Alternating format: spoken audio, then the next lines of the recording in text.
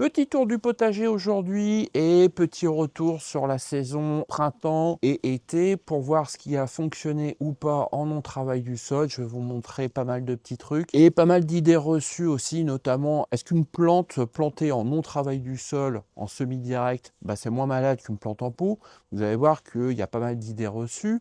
Est-ce qu'il y a besoin de plus d'arrosage ou pas? Est-ce que la production est meilleure ou pas? Vous allez voir, on va faire le petit tour et je vais vous dire exactement où ça en est, ce qui n'a pas fonctionné chez moi et ce qui a bien fonctionné. Bienvenue à vous sur ma chaîne, je m'appelle Louis, j'ai deux passions dans la vie, c'est mon jardin et mes lapins.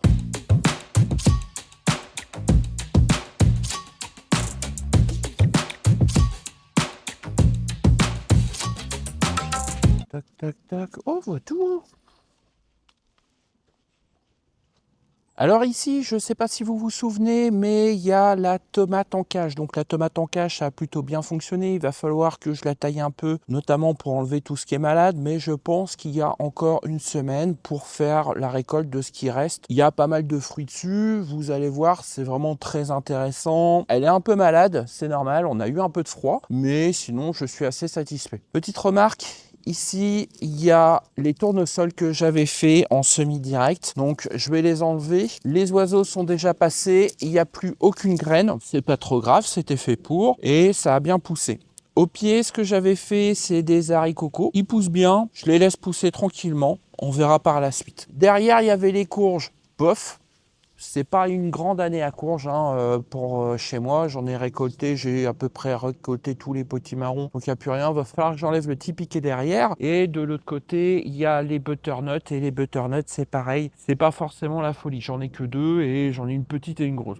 J'ai peut-être mis des pieds trop près les uns des autres. C'est un peu dommage. Alors pareil, comme je vous avais dit, c'est du semi-direct. J'avais mis les graines, j'ai arrosé, j'ai sélectionné les plus beaux plants et après j'ai laissé vivre. Ici, j'ai les courgettes de fin de saison qui poussent ici, donc on devrait être tranquille normalement jusqu'à la fin du mois, avec un peu de chance. Et dans le fond, il va y avoir les arbres, notamment les poiriers, les pommiers, qu'il va falloir que je retaille et que je prépare pour la saison du printemps, dès qu'ils auront perdu leurs feuilles. Ici, j'ai encore quelques tomates à ramasser, donc je laisse pousser ça tranquillement. Je pense qu'il y en a encore pour 1 ou 2 semaines, après c'est terminé. Comme je vous ai dit, j'enlève les fleurs, ça sert strictement à rien de laisser les fleurs en place, ça va juste épuiser la plante. J'avais fait des épinards ici, malheureusement les oiseaux sont passés, donc j'avais mis des cagettes pour protéger et normalement je vous montrerai, j'ai encore les épinards qui sont sous cagette, mais c'est pas terrible. Donc c'est pas grave, je vais refaire un semis derrière, ça va repousser, c'est pas trop grave. Devant, j'ai encore des haricots verts que je ramasse. Alors les haricots verts, c'est pas terrible,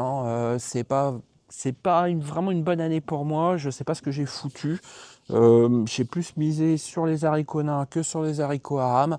J'aurais dû miser sur les haricots à rame, surtout quand on a peu d'espace. C'est un peu dommage. Ici, ça pousse, mais derrière moi, sur le grand tipi, mais c'est pas la folie. C'est dommage. Ici, j'ai fait une plantation d'ail. Alors, comme d'habitude, j'ai protégé contre les merles, parce que les merles viennent, ils creusent, ils foutent le bordel dans les plantations. Donc là, je vais commencer à mettre mes filets et à protéger. Donc, 2 rangs d'ail, du germidour, ça pousse bien ici.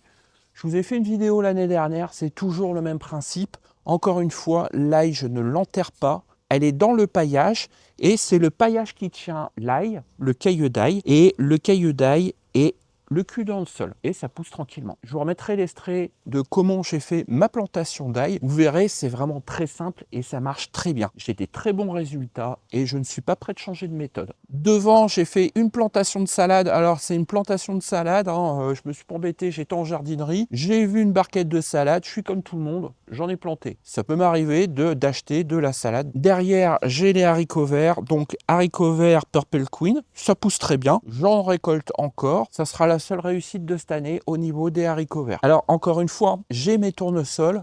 Les oiseaux sont passés. Ils ont déjà tout vidé. Je vais pouvoir les enlever.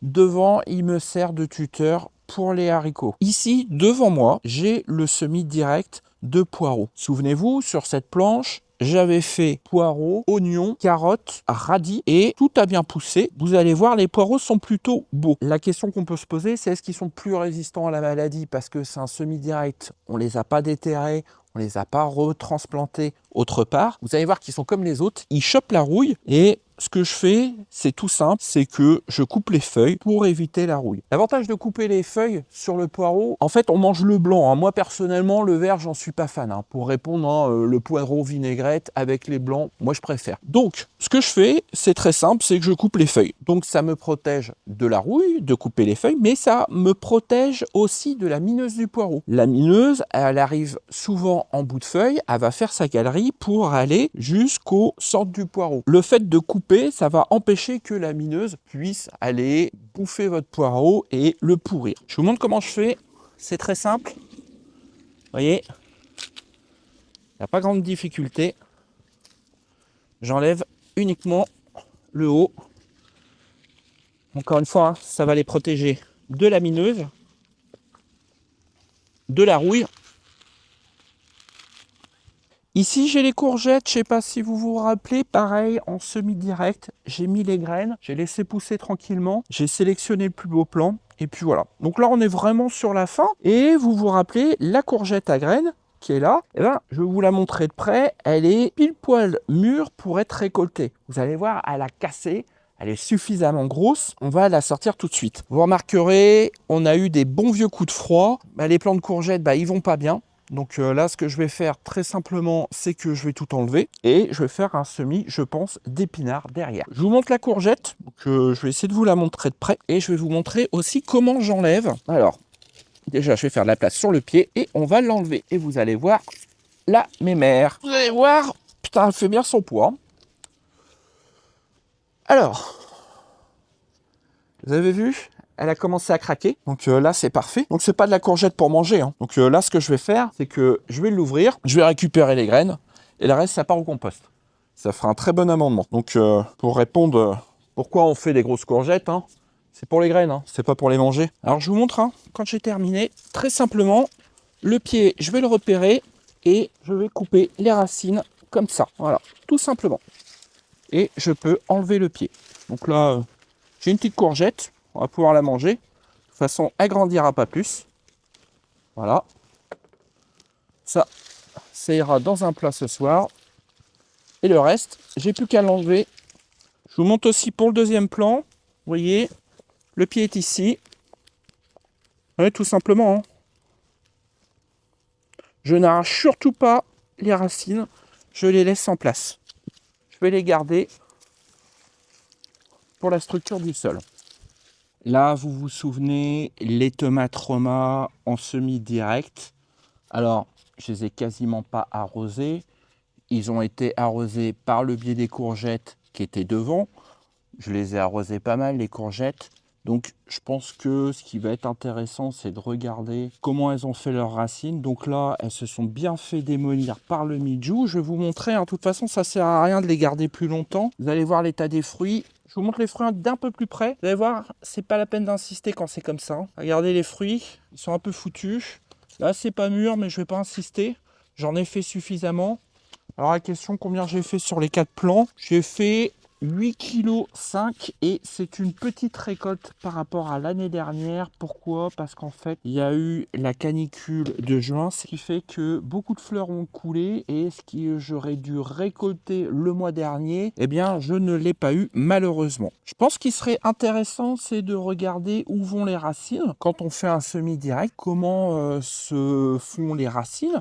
Et d'ailleurs, est-ce qu'elles vont faire un pivot profond, comme on peut entendre dans certaines chaînes? Certaines chaînes affirment que les tomates vont faire un pivot en profondeur pour aller chercher de l'eau. Là, elles n'ont pas été arrosées, elles ont fait leur vie tranquille. Malgré que je vous ai dit que j'ai pas mal arrosé les courgettes devant, mais elles avaient quoi? Elles avaient 40 cm d'écart. On va voir si elles ont vraiment fait leurs racines très en profondeur et comment ça s'est comporté. Je vous montre encore les futures tomates pour vous montrer que ça sert à rien de les garder, parce qu'en fait, c'est juste de la tomate qui va pourrir. Vous voyez? En plus, il y a déjà le moisi sur le dessus. La première chose que je vais faire, c'est de couper le plant. Donc le plant, il est bien atteint par le mildiou. Hein. Ça ne sert à rien de le garder plus longtemps. Alors je vous rappelle, hein, je l'ai fait sur cagette pour éviter que ça touche le sol. Voilà. Alors je vous montre à quoi ça ressemble. Hein. Regardez. Donc là, j'ai une racine. Donc ça, c'est une belle racine. Regardez. Regardez où elle va. En fait, les courgettes, elles étaient là. C'est là où j'ai arrosé. Et vous allez voir que la racine, elle a été chercher l'eau là où j'ai arrosé. Très simplement. Vous voyez? Donc, le dernier plant de courgettes que j'ai retiré, il était là. Hein. Donc, hop. Allez, il a été chercher l'eau. Alors, hop. Je continue mon investigation. Et c'est quand même intéressant de savoir que le plan qui est ici, tac, tac, tac, tac, tac, tac, tac, il était là. Plutôt de rester ici sous le paillage, il a quand même été cherché là où il y avait un arrosage constant. Regardez, hop. Donc, on continue nos investigations. Vous voyez, la racine est là. Vous voyez, c'est la racine de tomate. C'est une belle racine. Hein. Et ce que je vais faire, c'est très simple. C'est que je vais essayer de ne pas la casser. On va faire ça. C'est quelque chose que je fais jamais. Hein. Je vais essayer de toucher mon sol. Mais en général, je ne le fais jamais. Voilà. Regardez. Hop. Ça, c'est une autre racine de tomate.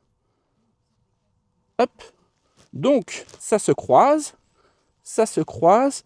Je pense qu'on arrive au bout. Parce qu'en fait, on commence à voir les radicelles. Alors, je ne sais pas si on les voit bien. C'est à partir de là qu'elle va chercher ses nutriments. Et là, on est vraiment dans la zone des courgettes. On est vraiment là où j'ai arrosé. Vous voyez? Alors, je continue à dégager. Alors, j'espère que vous voyez bien. Regardez cette belle racine. Donc, celle-là, j'ai dû la casser sans faire exprès. Donc, elle est là. Et, allez, c'est ce que je vous ai dit. Les radicelles sont là. Donc, ça indique la fin de la racine. OK? Donc, on a ça. Donc, c'est une racine secondaire. Mais j'en ai encore une autre en dessous. Regardez. Hop, elle part ici. Elle a vraiment fait sa vie chez les courgettes, là où il y avait l'eau. Donc, on est bientôt à la fin. Comme je vous ai dit, pour reconnaître la fin d'une racine, les racines en bout, si vous avez vu ma vidéo sur les racines, elle va faire des radicelles. Et c'est là où elle va choper les nutriments. Vous voyez? En fait, elle était là où... Alors, hop, je continue. Regardez, regardez, hop, je vais vous la mettre à nu, hein. Comme ça vous allez voir ce que ça fait. Une tomate en semi-direct. J'espère que vous apprécierez la vidéo. Alors, encore une fois, hein, elle n'est pas passée par la face peau. Elle a fait sa vie. Hein. Voilà. Donc je vérifie bien que ça soit la bonne.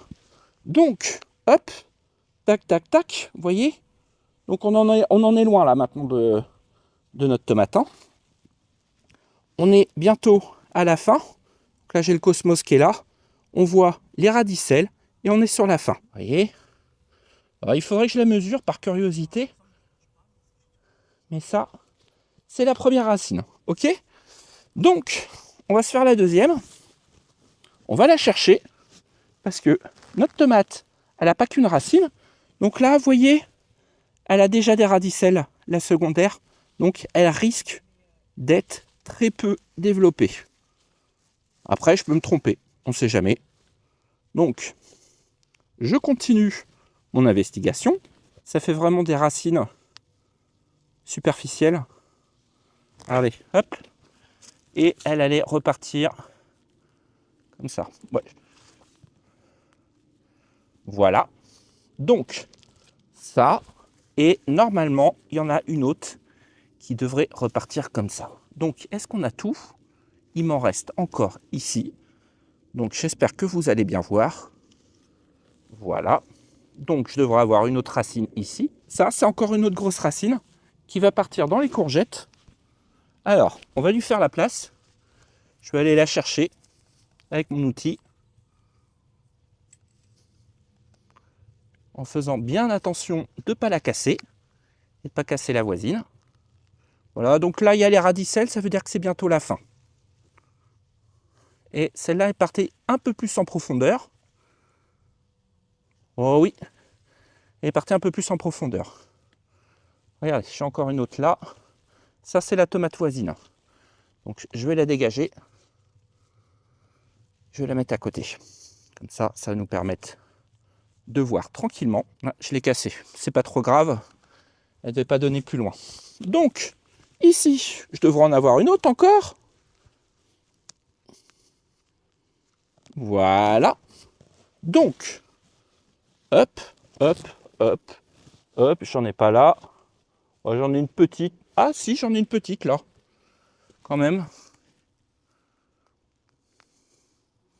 Voilà, j'ai dû la casser. Ah, j'ai un petit crapaud qui vient me dire bonjour. Il est parti se cacher. Il est là. Je ne sais pas si on le voit. Vous allez bien le voir là. Regardez comment il est beau.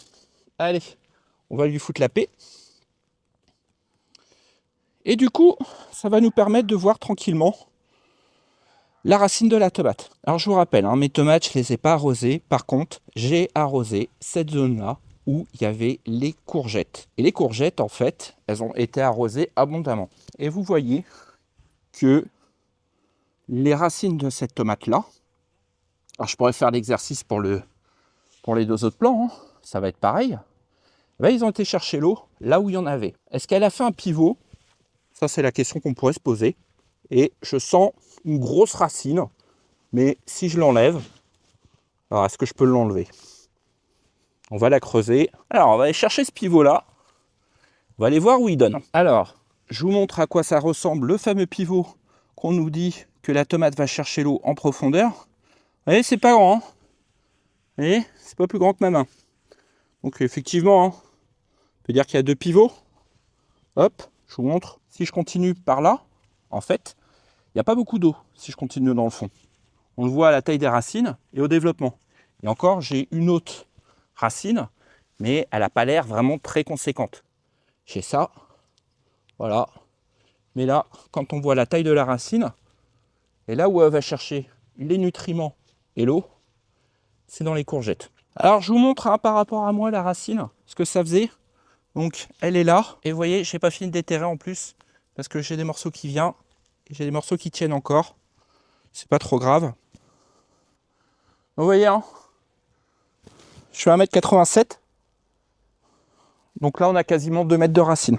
Encore une fois, en non-travail du sol, en semi-direct, c'est-à-dire que le sol n'a pas été retourné, ni travaillé, ni désherbé. J'ai juste mis du compost, du paillage, j'ai recouvert, arrosé une première fois et c'était terminé. Vous allez voir, le développement racinaire, il est totalement ahurissant. C'est blindé de radicelle. Donc d'habitude, je fais pas ça, mais ça vous permet de vous faire une idée de la tomate en non-travail du sol. À côté de mes tomates, j'ai encore la vigne Isabelle. Donc là, je vais récolter mes derniers raisins. Donc j'en ai encore pas mal, vous voyez. Donc j'en ai dans le fond aussi. Je vais pousser la feuille, vous verrez bien. Donc j'en suis assez content, donc je pense que je vais encore la bouturer, je vais en replanter autre part. En plus, j'en donne aux voisins pour être sûr d'en avoir plein. Donc la vigne Isabelle, c'est vraiment une vigne qui est super bonne en plus. Quand c'est arrivé à maturité, honnêtement, j'aime beaucoup. Ici, j'ai encore de la salade, du chou, donc c'est du chou cabu, donc ça pousse tranquillement. Alors encore une fois, moi personnellement, j'utilise pas la bière, j'utilise les colliers à salade plus le chanvre de la litière de mes lapins, ce qui suffit largement contre les limaces. Dans le fond, j'ai de la tomate et ici j'ai encore de la blette. Donc la blette, j'en ai mis un peu partout, j'en ai aussi là-bas, vous voyez. J'en ai ici et j'en ai dans le fond.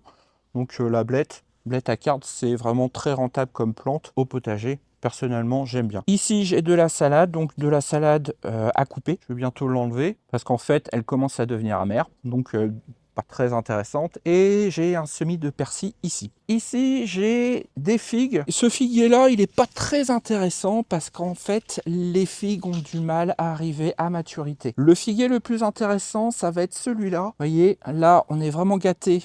Au niveau des figues, elles sont bien belles. La récolte est plutôt sympa. Personnellement, j'aime bien. Je m'embête pas. J'utilise la méthode de la chaîne de la taille des arbres fruitiers. Je vous mettrai le lien justement pour les figuiers en pot. Je trouve que la méthode fonctionne particulièrement bien pour cette variété-là.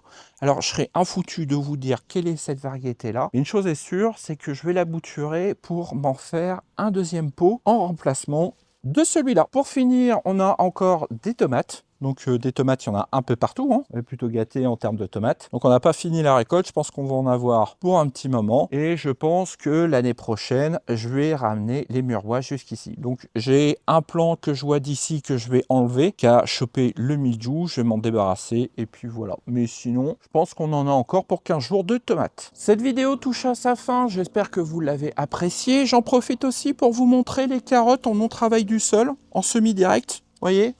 Donc ça n'a pas fourché, hein. Contrairement à ce qu'on pourrait nous dire, hein. Souvent les carottes, quand elles ont un sol qui n'est pas forcément meuble, plutôt dur, elles vont fourcher. Bon là, regardez, hein, ça n'a pas trop fourché. Alors effectivement, ça fait des petites carottes, mais personnellement, moi, ça me suffit. Autre chose, comme je vous avais dit dans la vidéo précédente, j'ai des graines, notamment de courgettes jaunes, mais aussi de tomates poires jaunes. Si ça vous intéresse, c'est la tomate qui était en cage. Je vous mets en commentaire mon adresse mail. Comme ça, vous m'envoyez un petit mail avec votre adresse et je vous enverrai gratuitement les graines. Ça me fait plaisir. Ça m'a fait plaisir d'échanger avec vous cette année. Je serai content justement de vous faire ce cadeau. Pour revenir à ce que j'avais dit au début de la chaîne, encore une fois, je ne fais pas mes vidéos pour la rémunération. Si je faisais les vidéos pour la rémunération, je l'aurais activé l'année dernière. J'étais éligible. Là, cette année, un peu moins parce que j'ai fait un peu moins de vidéos. J'étais un peu occupé par le travail. Ces derniers temps, j'ai très peu de temps accordé pour les vidéos. Mais ça me fait plaisir toujours de vous partager ma passion. Et c'est le but de ma chaîne, c'est de vous montrer et de vous partager ma passion. Si la vidéo vous a plu, n'hésitez pas à la liker, à la partager, à la commenter. Je serai heureux d'échanger avec vous dans les commentaires. Et moi, je vous dis à très bientôt dans d'autres vidéos où je vais vous parler d'autres sujets en intérieur, notamment des sujets un peu moins communs au potager, notamment pourquoi il fait nuit la nuit. Vous allez voir, hein, pourquoi il n'y a pas de lumière la nuit. C'est quelque chose d'intéressant. Comment fonctionne la photosynthèse? On va parler aussi d'eau. Je pense qu'en intérieur, ça sera beaucoup plus adapté pour vous en parler. Mais ces derniers temps, veuillez m'excuser, je n'ai pas forcément le temps de faire des vidéos. Je suis particulièrement occupé par mon travail. Allez, prenez soin de vous et je vous dis à très bientôt dans d'autres vidéos.